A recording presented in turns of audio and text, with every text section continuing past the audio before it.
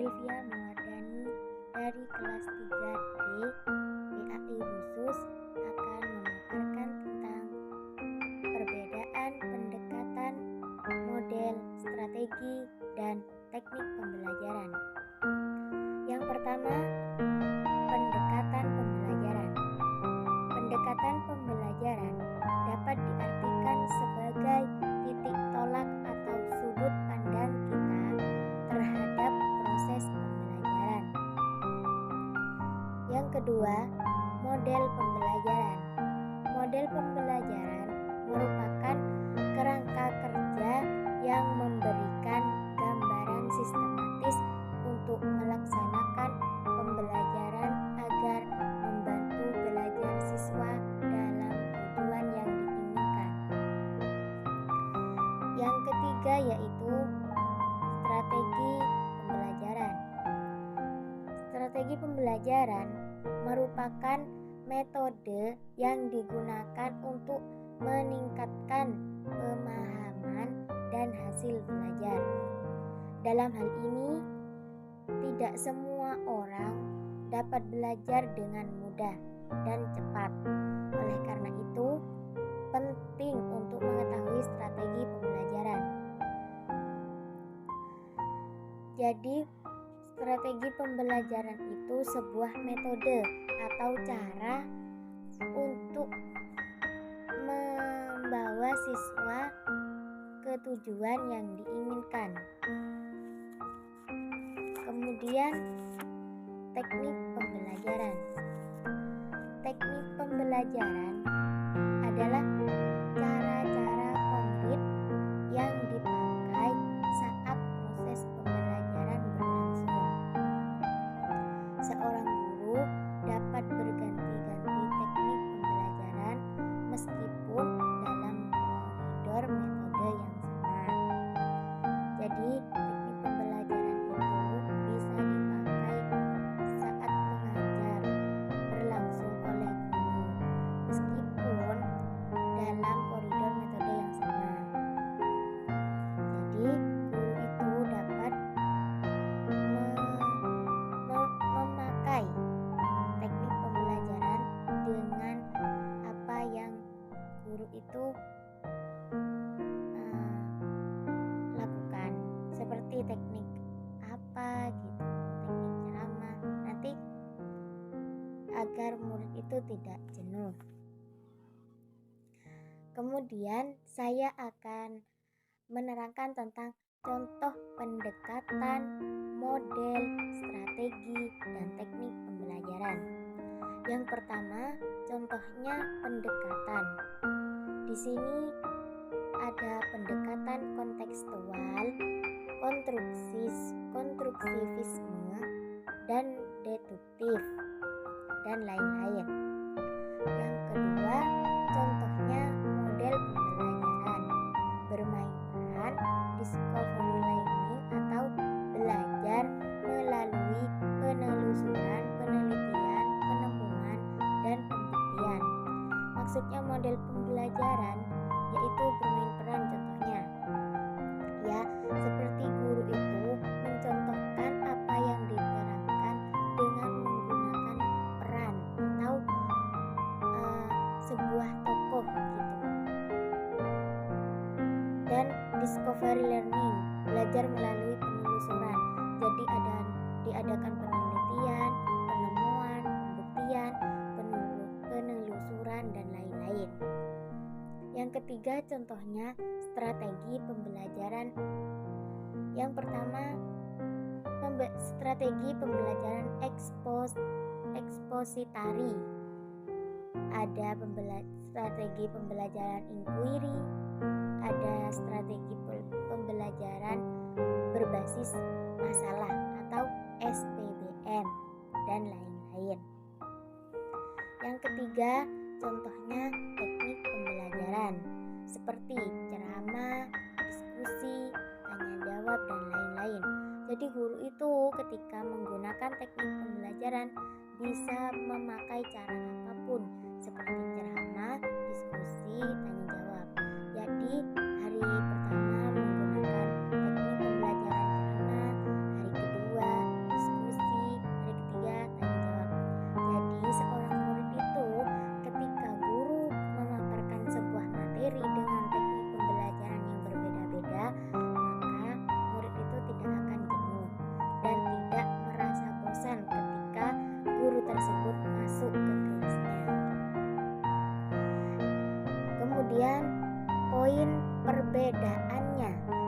perbedaan pendekatan, model, strategi, dan teknik pembelajaran.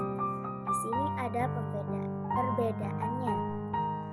Secara umum, perbedaan antara model, metode, strategi, pendekatan, dan teknik adalah pada tingkatan dan ruang lingkup yang berbeda. Jadi perbedaannya itu terletak pada tingkatan dan ruang lingkup yang berbeda. Kemudian kesimpulan yang terakhir.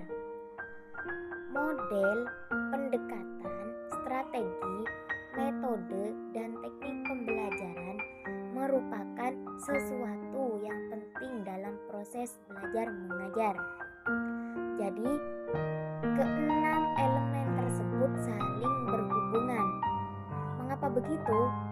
Karena ketika adanya model, pendekatan, pembelajaran, strategi pembelajaran, metode pembelajaran, dan teknik pembelajaran, guru itu siap mengajar muridnya, dan murid tidak akan jenuh ketika sudah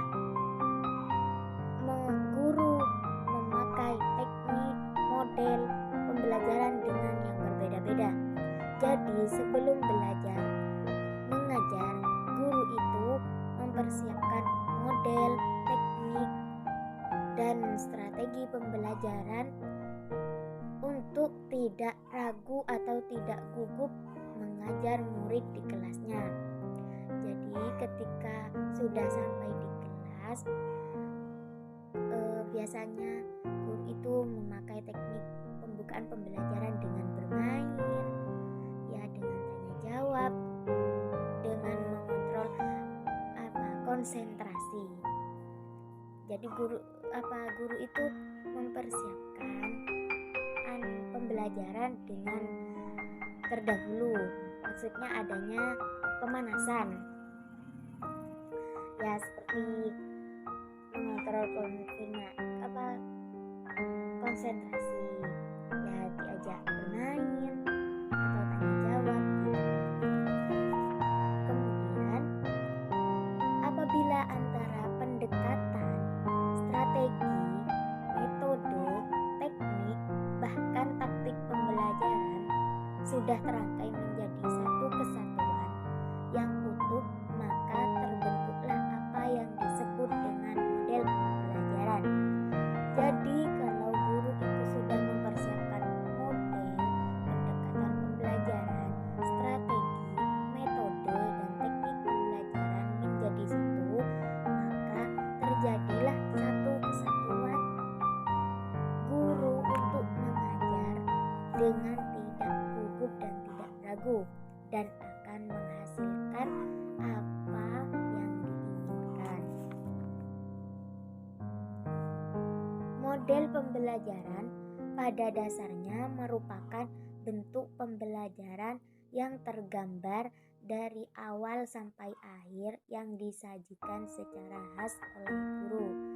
Jadi, model pembelajaran itu bisa berbentuk apa saja, atau pada dasarnya merupakan pembelajaran yang tergambar.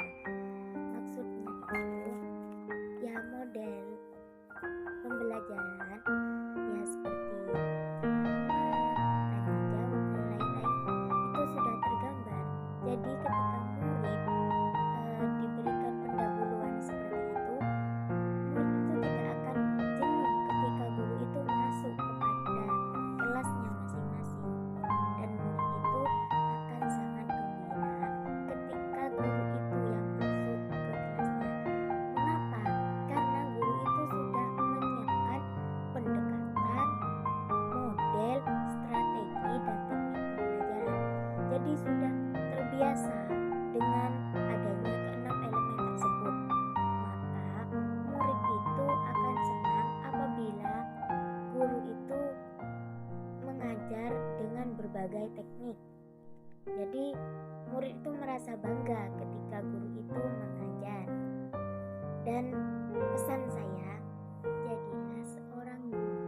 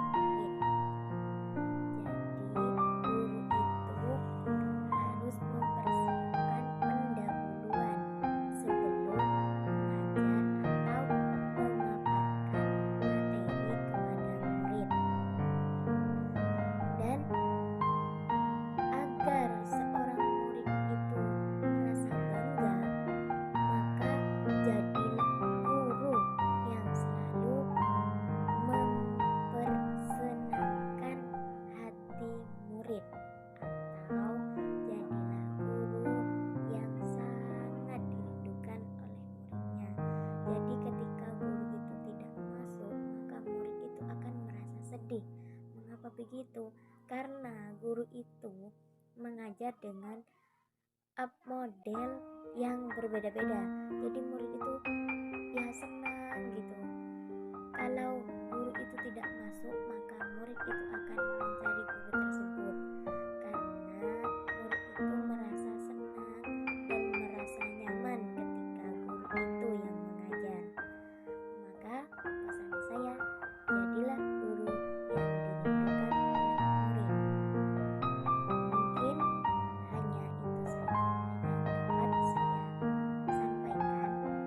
Apabila materi-materi yang saya sampaikan kurang jelas dan kurang memahamkan, saya mohon maaf yang sebesar-besarnya karena saya masih belajar juga, belum memahami betul tentang model, teknik, strategi pembelajaran.